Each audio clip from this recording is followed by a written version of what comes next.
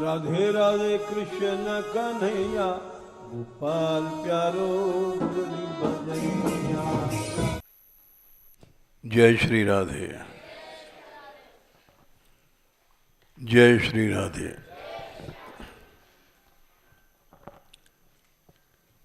धाम की अनुभूति के कई रूप होते हैं।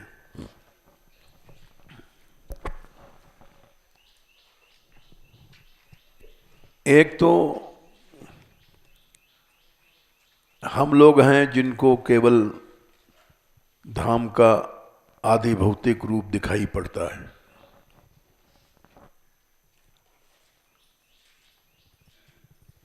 ये पहाड़, ये कांटे, मिट्टी, गंदी नाले, टट्टी, पेशाब, ये उसका आदि भौतिक रूप है।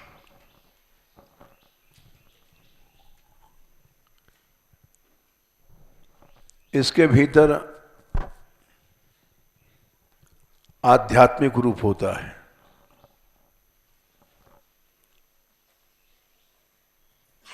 उसके भीतर आधिदैविक रूप होता है।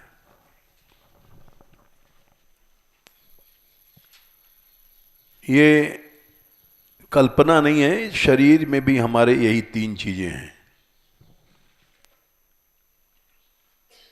आदिभूत, अध्यात्म, अधिदैव। सारी सृष्टि इसी से बनी है। जैसे ये शरीर है अधिभूत,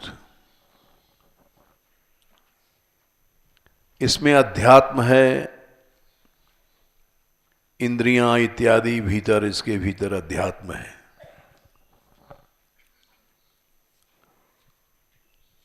उसके भीतर अधिदैव है, इंद्रियों के देवताएं हैं, सब दिखाई नहीं पड़ते हैं।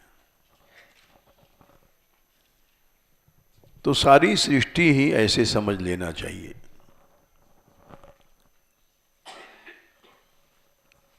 अधिभूत क्या है? पंच तत्वों से शरीर बना है। क्षितिजल पावक गगन समीरा, पंच रचित यह मनुज शरीरा। इस शरीर में पृथ्वी तत्व है।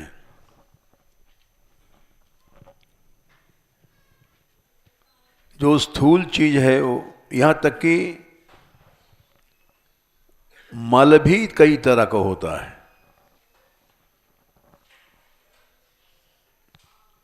गंदगियां, टट्टी, पेशाब वगैरह। जैसे अन्न खाया हमने, रोटी, पानी, दूध वगैरह,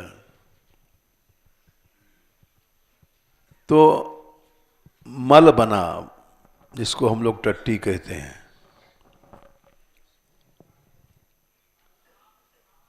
और वो भी तीन प्रकार की होती है, तामस, राजस, सात्विक। अन्न खाया तो तामस मल, वो टट्टी हुआ। फिर राजस मल होता है,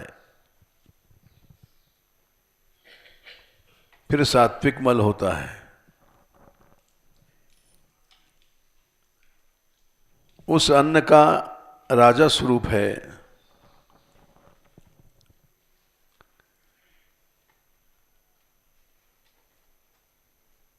ये हड्डी इत्यादि।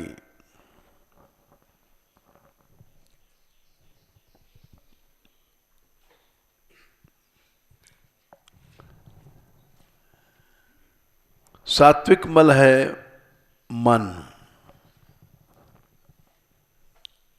ये पंच तत्वों के सात्विक अंश से बनता है अंतःकरण। राजस अंश से इंद्रियां बनती हैं।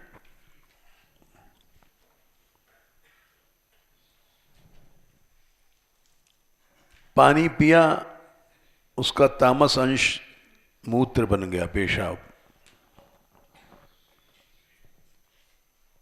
राजस अंश खून बन गया। पानी का, और सात्विक अंश जाकर के अंतःकरण में पहुंच करके सब मन बन जाता है।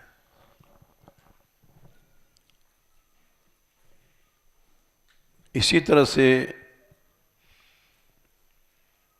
जल, वायु, इन सब का, वायु है उसका तामस अंश बन गया अपान वायु,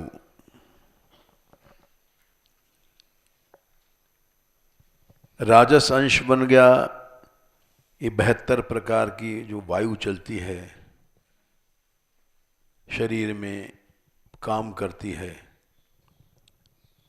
और सात्विक अंश उसका जो प्राणायाम करते हैं। तेज है उसका तामस अंश, राजस अंश, सात्विक अंश, ये सब अलग अलग होते हैं गुणों के भेद से। ये लंबा विज्ञान है, इसको हम छोड़ रहे हैं। सिर्फ इतना कहना था कि अधिभूत, अध्यात्म, अधिदैव हर चीज में होता है। सृष्टि में, पृथ्वी में, कण कण में ये 3 चीजें हैं। तो धाम की अनुभूति भी अधिभूत में हो रही है हम लोगों को। ये कांटे वाटे दिखाई पड़ते हैं, गंदगियां दिखाई पड़ती हैं, है धाम लेकिन अधिभूत उसका अंश दिखाई पड़ रहा है।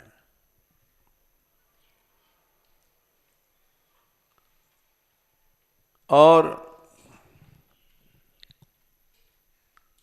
अधिभूत भी कई प्रकार का होता है।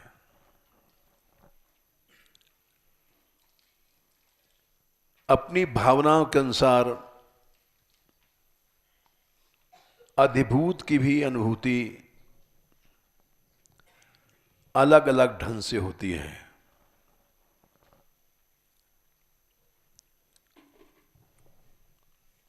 हम लोग धाम का अधिभूत अंश देख रहे हैं।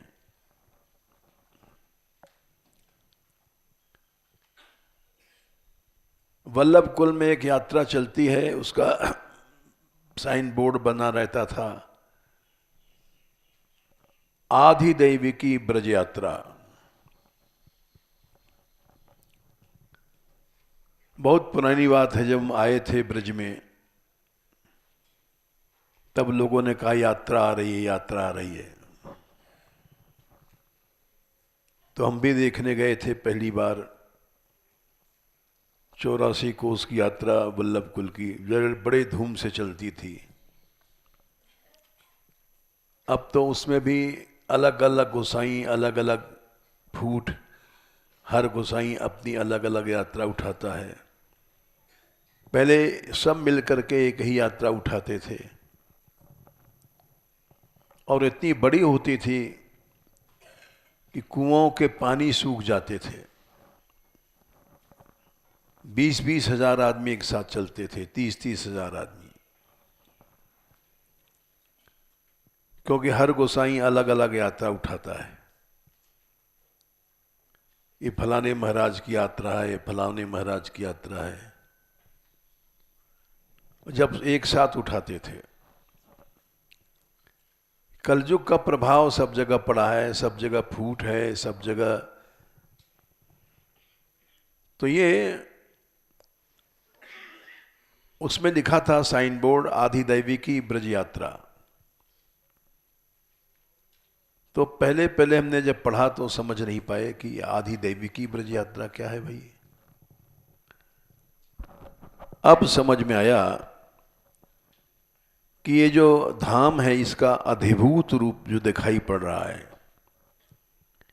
इसके भीतर अधिदैव धाम है जो केवल अधिकारी को दिखाई पड़ता है। जैसे किसी की आंख खराब हो गई है और डॉक्टर नहीं बना सकता है, वो कहता काला पानी फिर गया, रेटिना बिगड़ गया, अब दोबारा नहीं बन सकता, अधिभूत खराब हो गया। लेकिन जब अधिदैव की कृपा होती है तो आंखें देखने लग जाती हैं। यही आंखें, भक्तमाल में अनेक कथाएं हैं, वो सुनाने का समय नहीं है। लिखा है सूरदास जी ने, बंदों चरण कमल हरिराई, जाकी कृपा पंगुगरी लंघ है, अंधेरे को सब कुछ दर्शाई, भैरव सुनय मूक पुन बोले, रंग चले सिर छत्र धराई, सूरदास स्वामी करनामय, बार बार बंदों तही पाई। यही श्लोक श्रीधर स्वामी ने भी लिखा है अपनी मंगलाचरण की टीका में, मूकम करोति वाचालम पंगुम लंघयते गिरिम। और गूंगा बोलता है, ये सब असंभव काम जो अधिभूत में है वो होने लग जाते हैं। तो ये सूर्य उपासना से नेत्र आ जाते हैं। भले आंख मांख की रेटिना बिगड़ गई है, काला पानी फिगर गया है, कुछ हो गया है, लेकिन अधिदैव की उपासना से सब काम ठीक बन जाता है।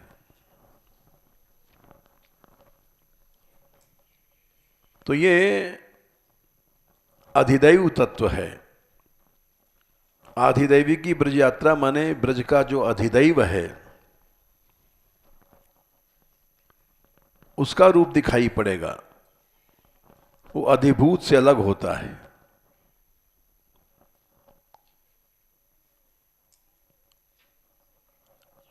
अधिभूत में भी चमत्कार आता है, अधिदैव का भगवान की इच्छा से आता है। जैसे एक उदाहरण दे दें, ये विषय समझना कठिन है। भगवान जब लीला करते हैं, नर लीला, तो उस समय जो प्रकृति होती है, जब जैसी लीला करते हैं वैसा धाम का रूप प्रकट हो जाता है।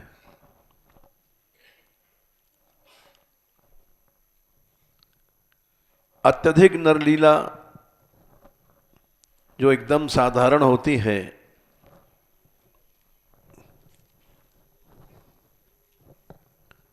उसमें एकदम नरलीला होती है।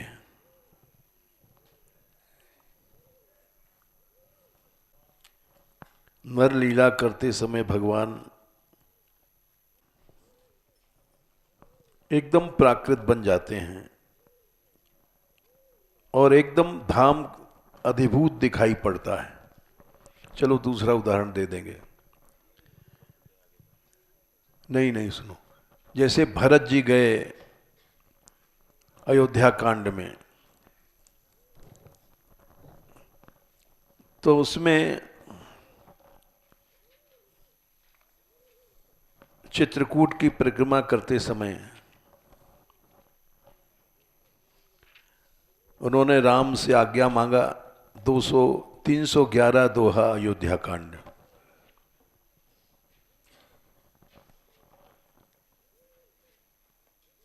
अब ये देखिए, अधिभूत के अनुभूति के स्तर अलग अलग हैं।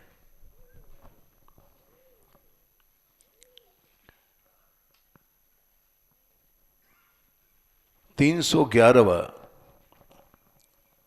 सहित समाज साज सब सादे, चले राम बन अटन पयादे। पैदल चल पड़े भरत जी कि परिक्रमा करना है, पैदल करना है। पैदल माने जूता पूथा नहीं है,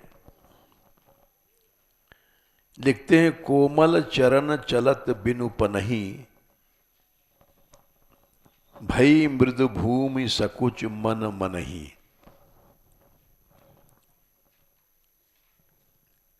पृथ्वी कोमल हो गई। वही पृथ्वी थी जो पहले कठोर थी राम के समय में, और भरत के समय में कोमल हो गई। बिल्कुल खाका बदल गया। ये धाम का बदलता हुआ रूप है, अनुभवात्मक। जैसे करकैटा गिरगिटान होता है, कभी लाल हो गया, कभी हरा हो गया, कभी पीला हो गया, वैसे अनुभूति के स्तर अलग अलग हैं। आगे चलिए, कुशा जो पांव में चुभ जाती है, कंटक कांटे, कंकरी कहते हैं, कंकड़े ठोकर लग जाती हैं, नखून उड़ा दें।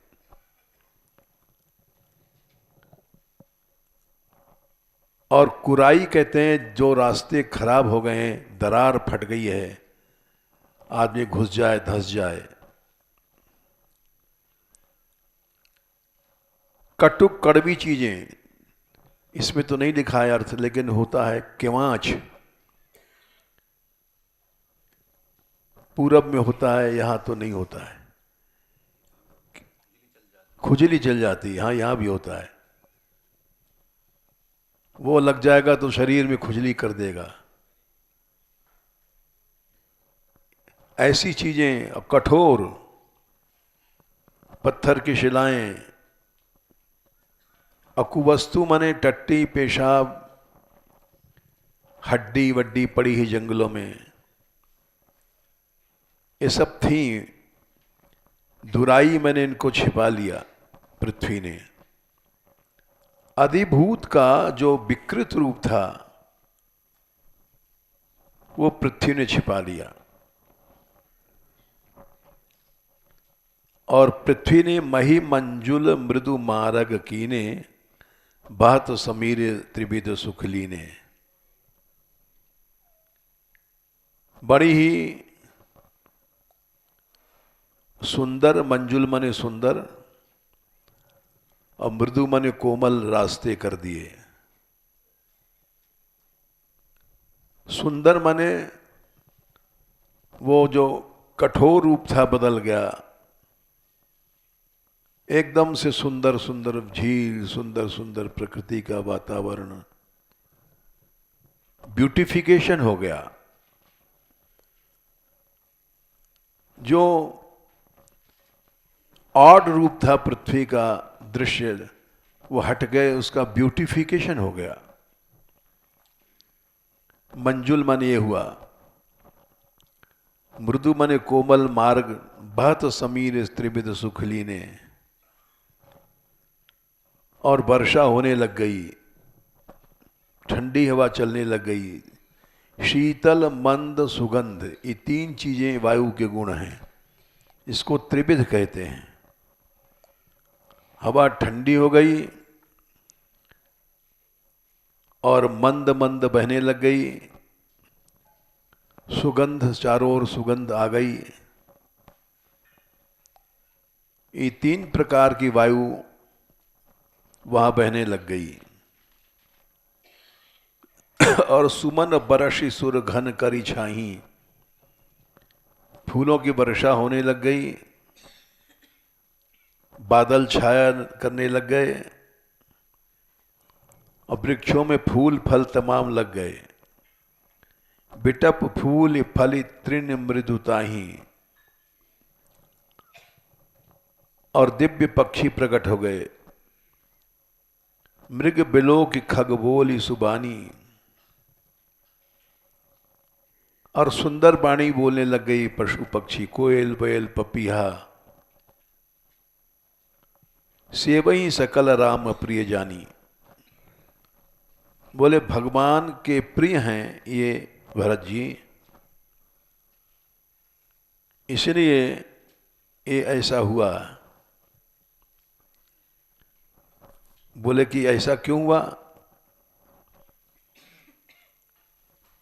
बोले कोई प्राकृत आदमी भी राम राम कहता है, सुलभ सिद्ध सब प्राकृत राम कहत समूह जमुहात। जम्हाई में भी कोई राम राम लेता है तो सिद्धियां आ जाती हैं। फिर राम के प्राण प्रिय हैं भरत। देखो ये अधिभूत का रूप बदल जाता है भगवान की भक्ति के प्रताप से। हम जब इस मान मंदिर में आए थे तो यह डाकुओं का अड्डा था, भूतों का, प्रेतों का, अजगरों का, सर्पों का। केवल भगवान नाम के प्रभाव से अब छोटे छोटे यहां सैकड़ों बच्चे रहते हैं। न कोई भूत है, न प्रेत है, न कोई सर्प है, न अजगर है, न चोर है, न डाकू है। चारों ओर क्राइम बढ़ रहा है ब्रज में। लेकिन गहवर वन में चोरी नहीं होती है, गहवर वन में क्राइम नहीं है। गहवर वन में ये लड़कियां रहती हैं और रात को जाती हैं वहाँ कीर्तन हॉल रस मंडप में, और सवेरे मंगला में जाती हैं अंधेरे में श्री जी के मंदिर में, और इनको कोई नहीं छेड़ता। परसों नरसों एक महात्मा आश्चर्य कर रहे थे, बोले ऐसा कैसे है, सभी जवान हैं, बुढ़ी कोई नहीं है। तो हमने कहा ये सब भगवान नाम की महिमा है। इनका खर्च इतना है कि साधारण गृहस्थ कैसे चलाएगा बेचारा।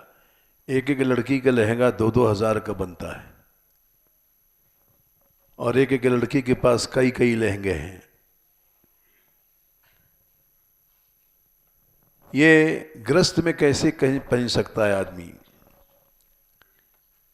इसी तरह से भगवान के शरण में रखने से, रहने से, यही नहीं लड़के रह रहे हैं यहाँ 150 के आसपास। किसी को लड़के को ये पता नहीं कि आटा क्या भाव है, चावल क्या भाव है, नमक क्या भाव है। जितने लोग हैं रह रहे हैं किसी को पता नहीं। साग बड़ा महंगा है, 50 रुपए किलो है।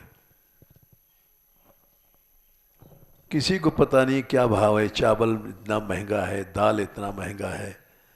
रोज़ हम इसलिए सुन लेते हैं कि हमारे पास लोग आते हैं, कहते हैं महंगाई बहुत बढ़ गई महाराज। गृहस्थ लोग आते हैं, क्या करें, चावल बड़ा महंगा है, दाल बड़ा महंगा है।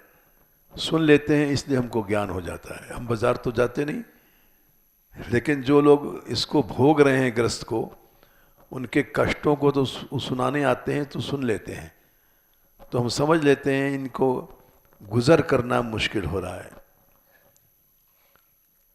और यहाँ किसी को पता नहीं दाल क्या भाव है, चावल क्या भाव है, साग क्या भाव है, न बाजार जाना है न खरीदना है। ये सब क्या है, भगवान के शरण की महिमा है। योगक्षेमम वहाम्यहम। न इनको योग की चिंता है न क्षेम की चिंता है। ये गीता का जो श्लोक है ये प्रैक्टिकल है, यहाँ आप देख रहे हैं। क्षेम मैंने आराम से सोते हैं, ऐसा नहीं कि रात में जैसे लोग सोते हैं अपने कुटियों में आजकल महात्मा लोग बंद करके चारों तरफ से डर करके, और ये आराम से सोती हैं सब लड़कियां लड़के। इनको कोई चिंता नहीं कौन कहाँ है, चोरी हो रही है, कहाँ क्या हो रहा है। ये सब जो भगवान ने कहा है, अनन्यास चिंतयन्तो मयाम माम ये जनाः पर्युपासते तेषाम नित्याभियुक्तानाम योगक्षेमम वहाम्यहम्। 9वें अध्याय में 22वां श्लोक हुआ अंदाज से। आज भी ये नियम है, भगवान योगक्षेम धारण करते हैं। जो लड़कियां यहाँ कुमार अवस्था में थीं, रहती थीं, उनका विवाह हो गया, अब वो इतने कष्ट में हैं कि उनको पता पड़ रहा है कि क्या ग्रस्त है। चाहे कितना भी कमा लो पूरा नहीं पड़ता है। कई लड़कियां थी, यहां रहती थी पहले, और बल्लभगढ़ की थी, भोले जी की लड़कियां थी, दिल्ली बिल्ली में कई लड़कियां रहती थी। अब उनको इतना समय नहीं कि कभी राधाष्टमी रंगीली पर यहां आकर एक दिन झांक जाएं। क्यों?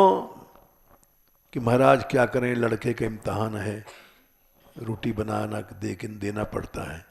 अब हम आ जाएंगे तो इम्तहान कौन दिलेगा बच्चा का। तो सुन लेते हैं सबकी परिस्थितियां, लेकिन हम सब समझ जाते हैं कि ये सब भगवान की शरण में रहने का चमत्कार है, और भगवान की शरण से दूर जाने का ये फल है। किसी जमाने में ये घंटों कीर्तन करती थी, नृत्य करती थी, अब कभी नहीं कर सकती हैं। वो दिन सपने के बन गए। तो जितना भगवान की शरण में है वो उतना ही लाभ में है, उसको अधिभूत भी इतना सुंदर बन जाता है। ये हम बता रहे हैं, ये नियम सदा से है, भगवान के समय से है। तो निकालना कौन सा, चलो हमको दोहा, संख्या भूल गए, दोहा याद है। भगवान इतने दयालु हैं। एक दूसरा उदाहरण ले लो, राम जी चले वन को,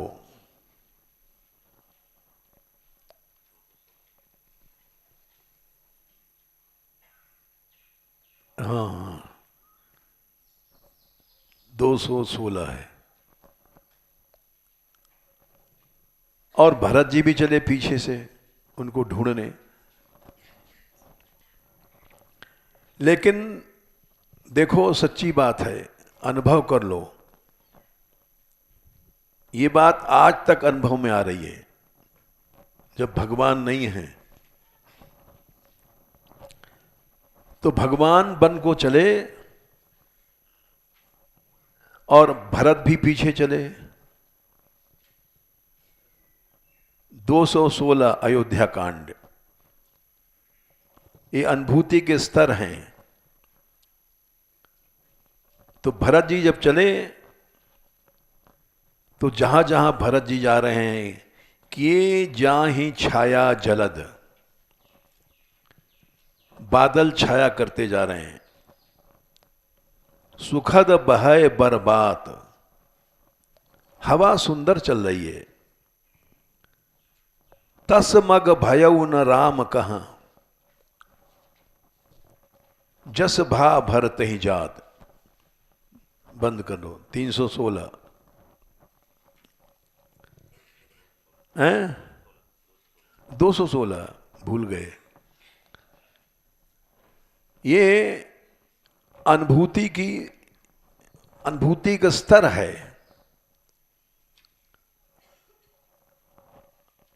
और ये हम अनुभव कर रहे हैं जब बता रहे हैं। बहुत से साधु यहां मानगढ़ में रहते थे और वो चले गए बेचारे, किसी कारण से मन नहीं मिला या कुछ हुआ, वो बरसाने में रह रहे हैं। लेकिन वो सुख नहीं है, क्योंकि अकेले आएंगे तो कुटिया में चोरी के डर है, कोई एकांत में रह रहा है, छोड़ नहीं सकता है। कहीं कोई पहाड़ पर रहा है तो पानी नहीं ढूंढना पड़ता है, पानी ढूंढना पड़ता है। यहां थे तो सब आनंद था, सभी साधु आनंद से सोते हैं, किसी को परवाह नहीं चोर कहाँ है, चोरी कहाँ है, पानी आया कि नहीं आया, कुटिया छोड़े खुली तो क्या होगा। अनेक प्रकार के कष्ट हैं, बाधाएं हैं, वो सह रहे हैं लेकिन कह नहीं सकते। लेकिन समझने वाले समझ लेते हैं कि वो सुख नहीं रहा जो इनको यहां था। जितना भगवान की शरण है उतना ही योगक्षेम भगवान धारण करते हैं। एक पैसा भी बेईमानी नहीं, एक पैसा भी निष्फलता नहीं है, सफलता है।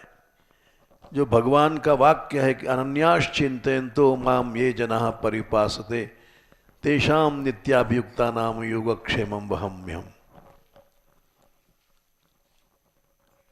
ये सिद्धांत सही है। तुम्हारी जितनी शरणागति है उतना ही योगक्षेम भगवान धारण कर देंगे, इससे ज्यादा नहीं हो सकता। चाहे तुम राजा बन जाओ, चाहे रानी बन जाओ, चाहे कुछ बन जाओ।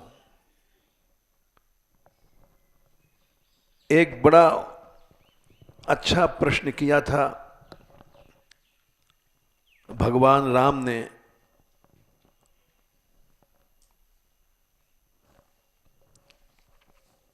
विभीषण से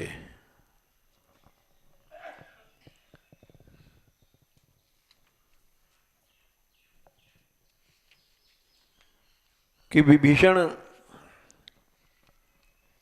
कुशल से हो कि नहीं। सुंदरकांड 46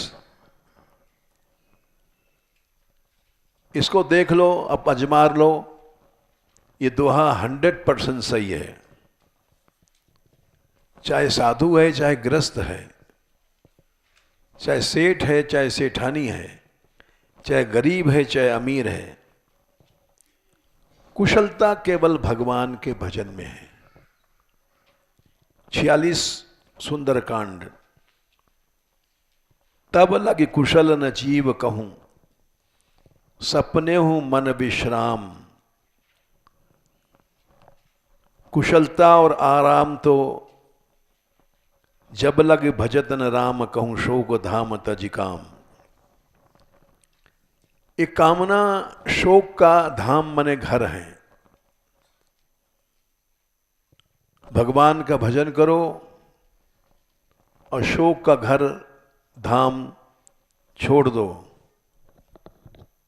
बस आनंद ही आनंद है।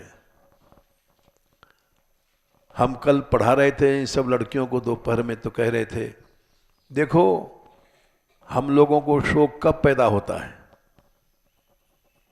जब बाहर का आदमी आता है और कुछ भेंट कर दिया, पैसा दिया, किसी ने मिठाई दिया, किसी ने कपड़ा दिया, कोई आता है शाल लाता है, कोई आता है कुछ लाता है,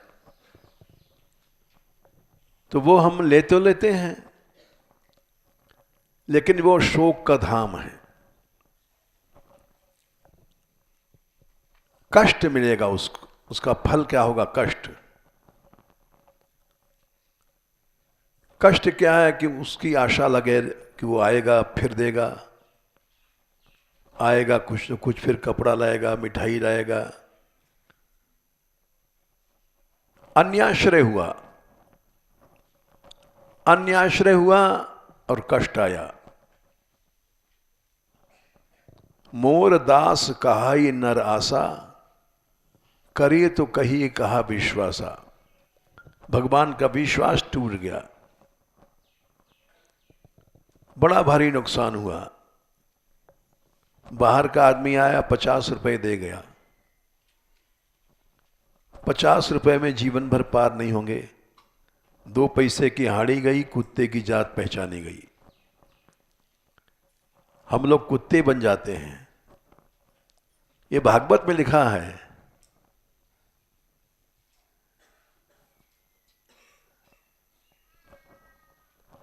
गृहपालाय ते जनः। 7वें स्कंद में लिखा है कि मनुष्य गृहपाल कहते हैं कुत्ता बन जाता है कुछ टुकड़ों के लिए। संतुष्ट केन वा राजन 7वें स्कंद में 14वें 15वें अध्याय में है। संतुष्ट केन वा राजन भागवत में क्या है संख्या? 15 का 18, 7, 15, 18। हम लोगों को कुत्ता बना देते हैं बाहर वाले आकर के। संतुष्ट केन वा राजन न वर्तेत अपि पारिणा, वारिणा, पानी पी करके संतोष में रहो, कुछ मत लो किसी से।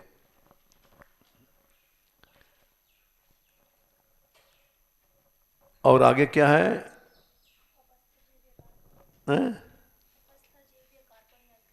न संतुष्ट केन वारिणा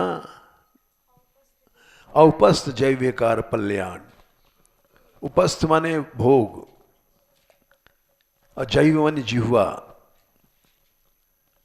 किसी ने रसगुल्ले के डिब्बे ला के दिए तो उसने एक कुत्ता बना दिया। जैव कार्पण्यात कृपण बना दिया कि फिर आशा करेंगे, फिर आएगा, फिर देगा। गृहपाल कहते हैं कुत्ता मनुष्य, कुत्ता बन गया।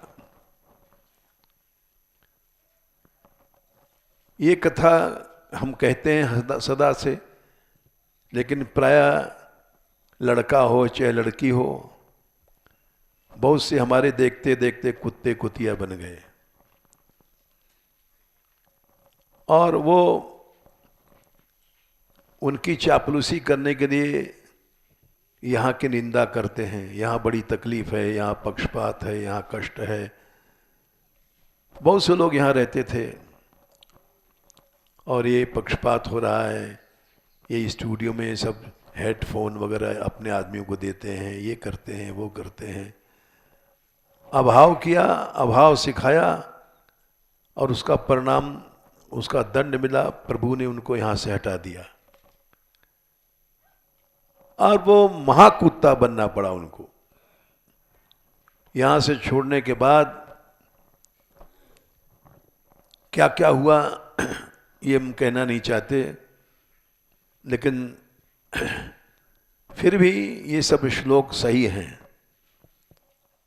हम लोग कुत्ता कुतिया बन जाते हैं बाहरी आश्रय लेने से।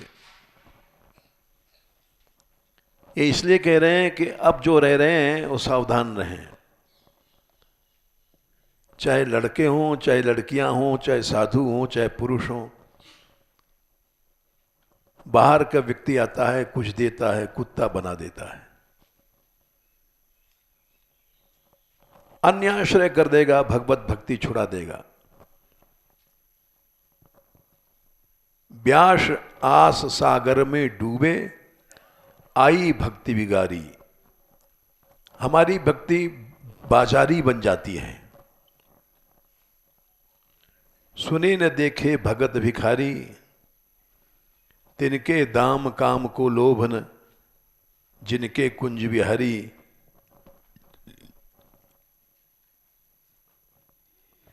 और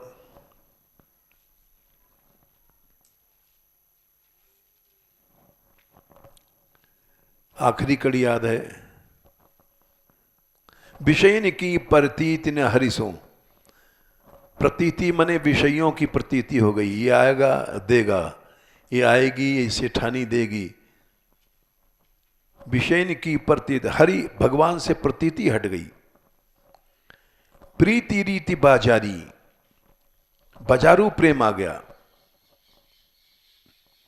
बाजार में दुकानदार कहता है ये माल हमारा किसी दुकान पर नहीं मिलेगा, गारंटी है। वैसे ही हम लोग बाजारू प्रेम करते हैं। अरे यहाँ तो बड़ा पक्षपात है, यहाँ यह है, वो है, और ये सब बाजारू प्रेम है। एक दुकानदार दूसरे की निंदा करता है, अपने माल की तारीफ करता है, ये बाजारू प्रेम है।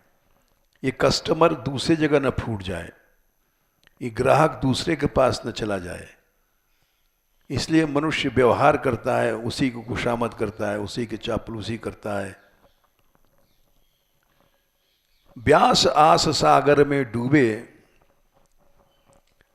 आशा के समुद्र में डूब गया। अब ये मिलेगा, अब वो मिलेगा। आई भक्ति बिसारी। ये विदेश के लोग आए, एक महिला आई थी, वो बोली हम सब ब्रजवासियों को बंबई दिखाना चाहते हैं। हमने विरोध नहीं किया, चलो भाई अरे माया क्या दिखाओगी? जाना चाहते थे लोग, चले गए, देखे आए बंबई, लेकिन जिन जिन ने देखा उसमें कईयों का तो ब्रजवास खत्म हो गया, क्योंकि जरा सी चिंगारी लगेगी और आग फैल जाएगी। आई भक्ति बिसारी, भक्ति नष्ट हो गई, कभी जीवन में अब आने की नहीं है। तो ये अनुभूति के स्तर हैं। भगवान ने कहा कि विभीषण कुशल है, तो विभीषण ने कहा अब बड़ा चक्कर है, हम कह दें कुशल से हैं तो अहंकार है, और कहें कुशल नहीं है तो ये भी बात गलत है। हम लंका में भगवान का नाम ले रहे हैं, ये कम चमत्कार है। अरे जंगल में रह रही लड़कियां एक कम चमत्कार हैं, जबकि शहरों में क्राइम बढ़ गया है। शहर में भी वृंदावन में रहने वाले कहते हैं रिक्शे पे जा रही हैं, लोग पीछा कर रहे हैं। तो उत्तर दिया, तब लग कुशल न जीव कहूं सपने मन विश्राम, जब लग भजत न राम कहूं शोक धाम तजिकाम। कुशलता तो उसी को मिलती है प्रभु जब मनुष्य आपका भजन करता है और कामनाओं को छोड़ देता है। उसके पहले न कुशलता मिलेगी न विश्राम मिलेगा, सोचता है कि हमको सुख मिलेगा। बहुत से साधु चले गए बेचारे, हम एकांत में रहेंगे। ठीक है, जाते समय हमने रोका नहीं, क्योंकि रोकने से रुकेंगे भी नहीं। ये आशा में जा रहे हैं कि एकांत हो, कोई न हो। अब वहां जाने पर उनको पता पड़ा कि हम रात को हटेंगे तो यहां से कुटिया से सब सामान गायब हो जाएगा। चिंता लग गई। दिन में भी जाते हैं, इंतजाम करके जाते हैं कुटी का।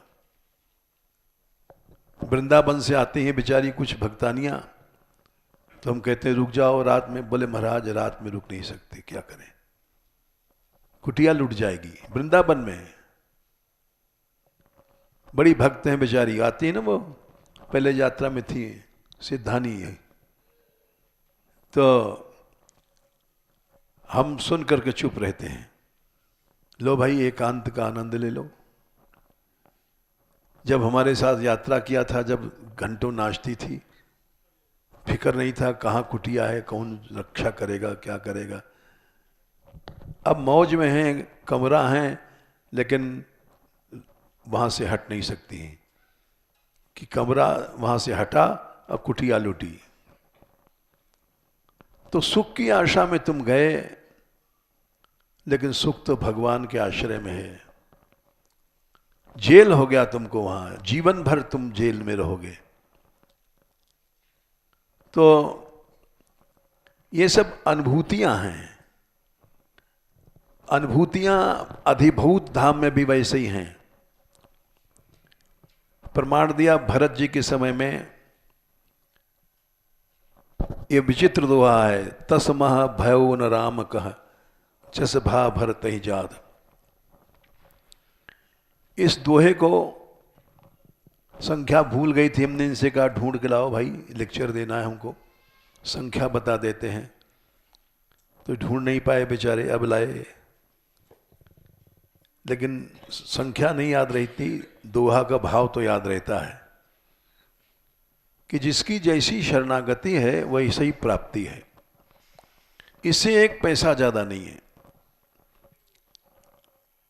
हम कुटिया बना करके, महंत बना करके और 10-5 चेला बना करके भी सुख नहीं उठा सकते।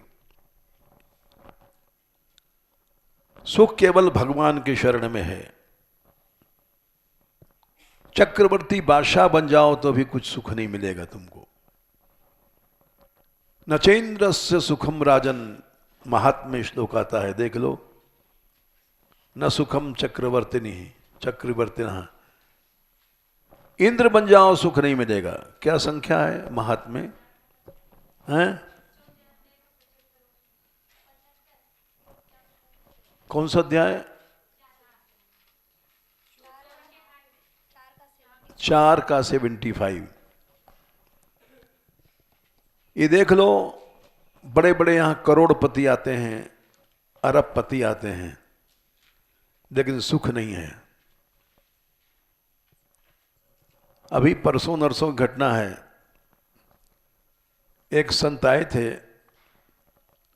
वो हमारे पास बैठ करके ऊपर 15-20 मिनट बात करते रहे और हम सम्मानित थे, उनको अपमान तो कर नहीं सकते। वो फोन पर बात करते रहे किसी ऊंचे सेठ के परिवार से, और उन्होंने कहा कि महाराज ये बच्चा करोड़ों रुपए कमाता है विदेश से, और ये ऐसा है वैसा है। सम्मानित व्यक्ति थे, स्वामी जी के समय उनके शिष्य थे खंडानंद जी के,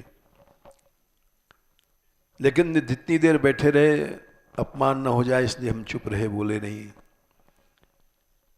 वो बातें वही बातें कि वो उस परिवार का है, इसका इतना करोड़ है, इतना आपस में कलह चला है, समझा रहे हैं बेटा दूसरे के हिस्सा मत दाबो। ये सब बातें अनाथ बातें चल रही हैं। अब सुनना पड़ा हमको, सुन करके हम सोच रहे देखो ये कह रहे हैं करोड़ इसके पास तो इतने देर में कमा लेता है, अरबों रुपए इसके पास है, लेकिन सुख नहीं है। दूसरे के हिस्सा दाब लिया तो समझाना पड़ रहा है उसको दे दो। अब वो पैसा छोड़ नहीं सकता मनुष्य, जिसके पास, जिस पशु के मुंह में खून लग जाता है फिर वो हिंसक हो जाता है, वो खून पीना नहीं छोड़ बंद करता। जिसको करोड़ों रुपए हाथ में लग गया है वो कैसे छोड़ेगा? उससे श्रम करना ही व्यर्थ है। अब ये बेचारे इतने ऊंची जगह रहे, ऊंचे लोगों से संपर्क है, वो विष आज तक काम कर रहा है। बरसाने में बैठे हैं और उस विष का नमूना हमको भी मिल रहा है। किसको कैसे ही माया को छोड़ देगा करोड़ों रुपए तुम्हारे समझाने से? समझाना नहीं चाहिए। हम तो एक बात जानते हैं, उसके साथ जीवन के क्षण नष्ट हो गए। तो इसलिए शरणागति के अनुसार ही सुख मिलता है भाई। इंद्र को सुख नहीं है, न च इंद्र से सुखम किंचित न सुखम चक्रवर्ती ना। चक्रवर्ती बादशाह बन जाओ सुख नहीं मिलेगा, इंद्र बन जाओ सुख नहीं मिलेगा। सुख केवल भगवान के, उमा कहूं मैं अनुभव अपना, सत हरि भजन जगत सब सपना। महादेव जी कह रहे हैं कि देवी केवल भगवान का भजन ही सत्य, बाकी सब सपना, कष्ट है, मिथ्या है, दुख है। सपना तो कष्ट ही देता है, मिट ही जाता है। तो धाम के अनुभूति के स्तर हैं। अब भी जिसकी जितनी शरणागति है उतना ही सुख है। अब इन बच्चों को जो सुख है वो अरबपतियों के लड़कों को सुख नहीं है। हम दावे से कहते हैं, ये जाते हैं दर्शन करने मंगला में, निर्भय जाते हैं। बड़े आदमी के बच्चे ऐसे नहीं घूम सकते, किडनैप हो जाएगा, हरण हो जाएगा। ये आराम से जाते हैं और भगवान नाम लेते, भगवान नाम लौटते हैं। ये लड़कियां आराम से जाती हैं। ये कहीं अलग रख के देखें वृंदावन में लोग खा जाएंगे। 10 आदमी पीछे करेंगे, 10 आदमी आगे चलेंगे। और ये जंगल में रह रही, गहबर वन में, जो बड़ा भयानक बन गया था। 3 हत्याएं हो चुकी हैं गहबर वन में। गोवर्धन दास जी की हत्या भई, मोरकुटी पे हत्या भई, मुखिया वाला बैठक वाला वो पीटा गया, निकाला गया। ये दिन रात यहाँ बदमाश चोर गुंडे घूमते थे, और आज किसी गुंडे का पता नहीं यहाँ गहवर वन में झांक जाए। ये क्या है? ये केवल भगवान नाम का चमत्कार है। न किसी आदमी में चमत्कार हो, न किसी व्यक्ति में है। जो कुछ है हरि भजन में है। यहां तक कि भगवत भजन से ही धाम का स्वरूप निखरता है। जिस समय उद्धव जी ने कथा सुनाई थी महिषियों को, रानियों को, पत्ते पत्ते पर कृष्ण दिखाई पड़ने लग गए। आज जो गहवर वन है ये पहले नहीं था। ये भगवान की कृपा से यहाँ कीर्तन हर समय हो रहा है। ये जो गौशाला है ये चोरों का अड्डा था। बीर बाबा रोटी मांगने जाते थे तो रास्ते में चोर मिलते थे। चोर लोग यहीं छिपते थे, जंगल था। आज वहां हरि नाम हो रहा है। न चोर है, न डाकू है, न बदमाश है, न गुंडे हैं। वहां कृष्णा रह रही है, लड़की अकेली शेरनी की तरह रह रही है। कोई पीछा नहीं करता उसका, कोई पीछा करे न वहां उसको कोई छेड़ता है। ये भावना का चमत्कार है। अगर मनुष्य भगवान की शरण में है तो कभी भी अनिष्ट नहीं हो सकता। तो धाम की महिमा बता रहे थे, बीच में ये सब बातें आ गई। हम लोग गए थे, परसों गए थे। एक नवीन वस्तु का प्रकाश हुआ। हनुमान जी ब्रजवासी थे। कोई भारतवर्ष नहीं जानता है कि हनुमान जी का जन्म कहाँ हुआ है। हनुमान जी की बाल लीलाएं कहाँ हुई हैं कोई नहीं जानता है। ये ब्रज में हुआ था, पहली बार पता पड़ा हमको भी। और वहां पहुंचे तो वहां यद्यप उसका बाहरी स्वरूप मुसलमानों ने नष्ट करने की बहुत कोशिश किया, और उसका इतिहास क्या है हमने कहा ढूंढो भाई। कुंजर वानर की कन्या थी अंजना।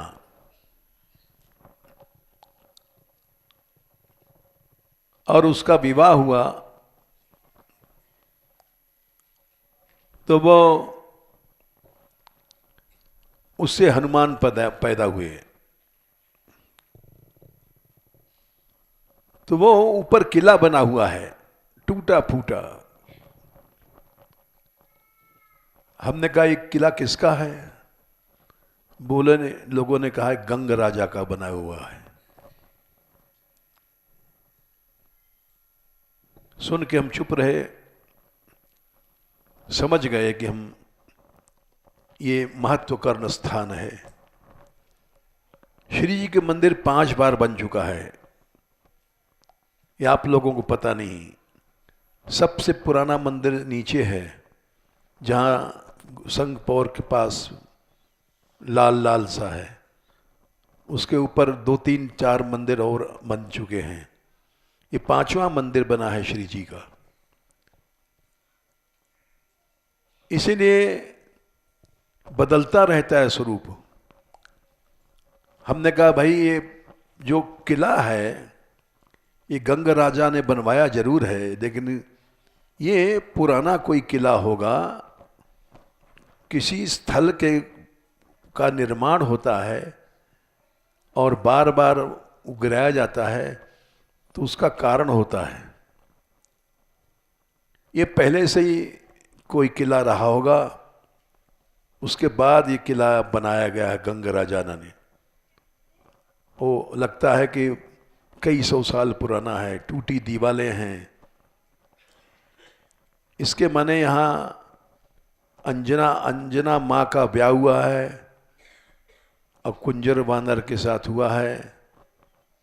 कुंजर वानर का राज्य था, ये इन्होंने निकाला।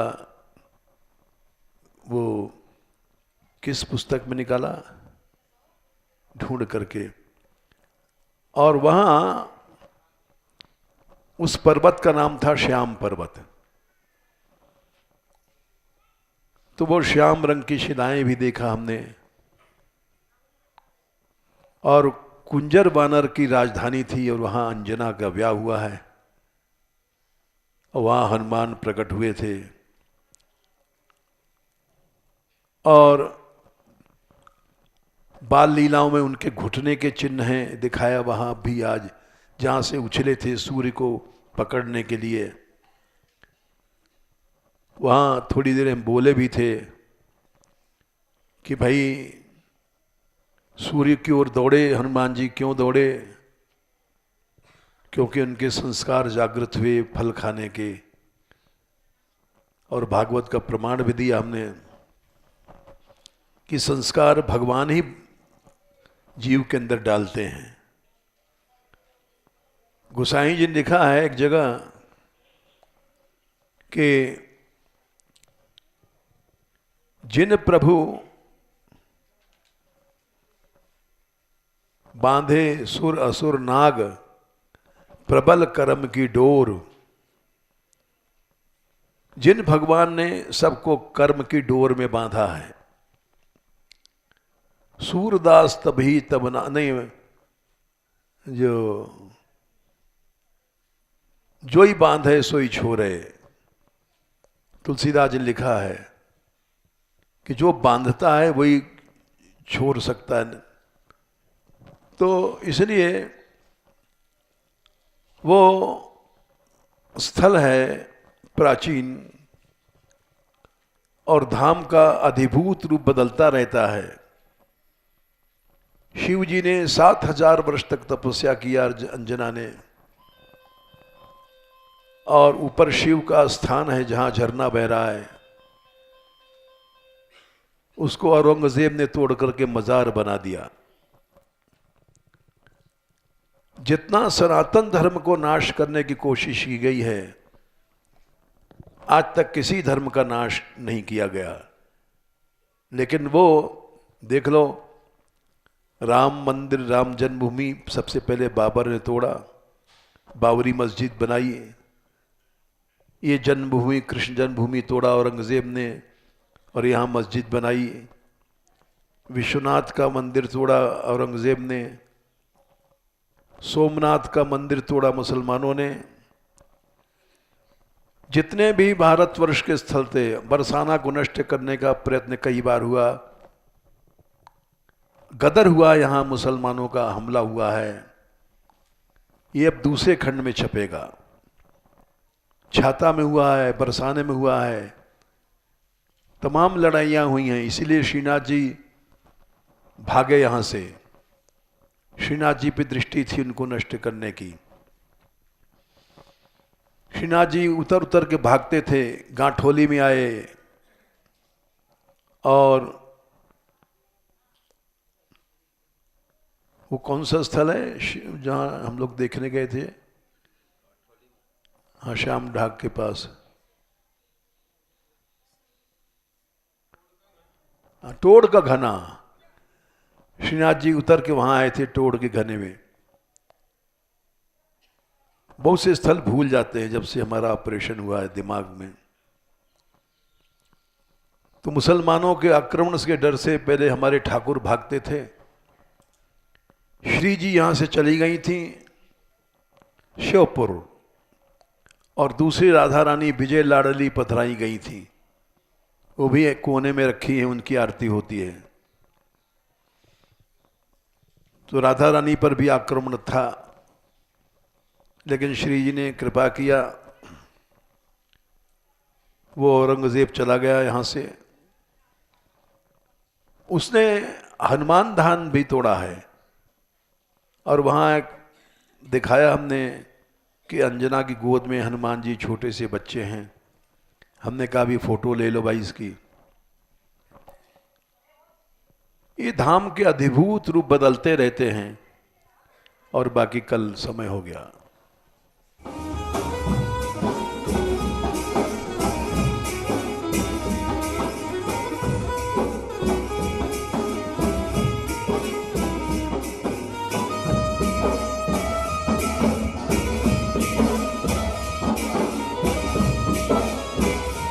की